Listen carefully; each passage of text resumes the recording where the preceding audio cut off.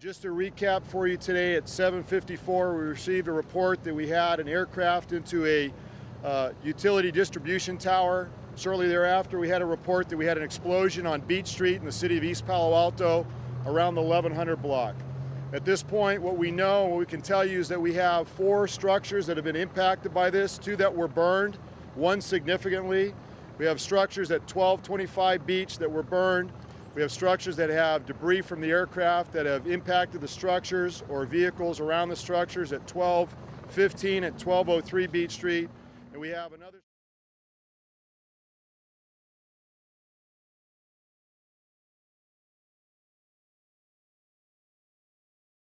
I think there's just a real tension for me because I love my community, love this street, I'm so thankful to God every day that my friends that were in the house that could have easily died, at any point, didn't. The fact that me and my goddaughter were in the middle of the street when it all happened, probably had we been 4 seconds later, we would have been, hit by the cockpit.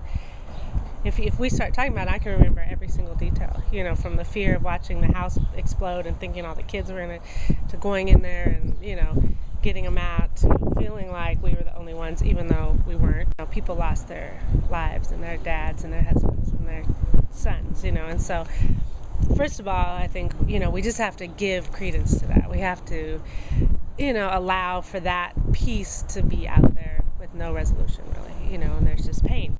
The second thing is, for those of us that survived, we have different emotions. Lisa's house is not finished, and that's painful.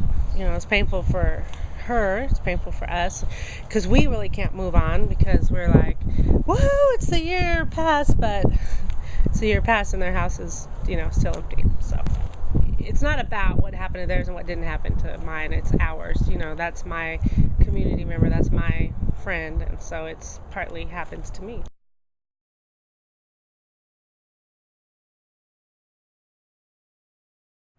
I feel sometimes that I'm in a third world country. Mm-hmm. I just feel like I done reached out, I done cried out, I done, spoke out, and there's nothing.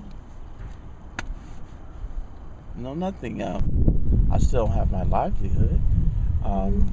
You have people, well, I understand. No, you don't understand.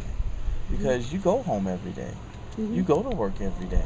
You collect a paycheck maybe once a week, twice a week.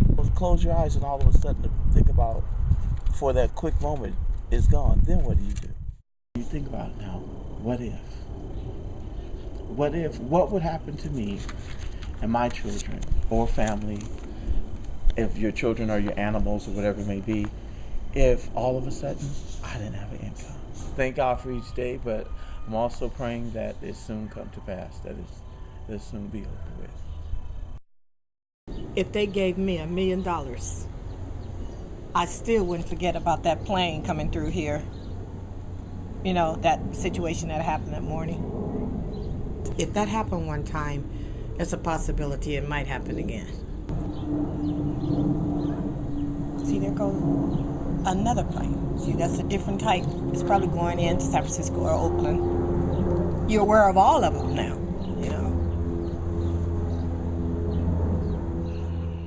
I wish they'd stop flying over here. I really, truly do.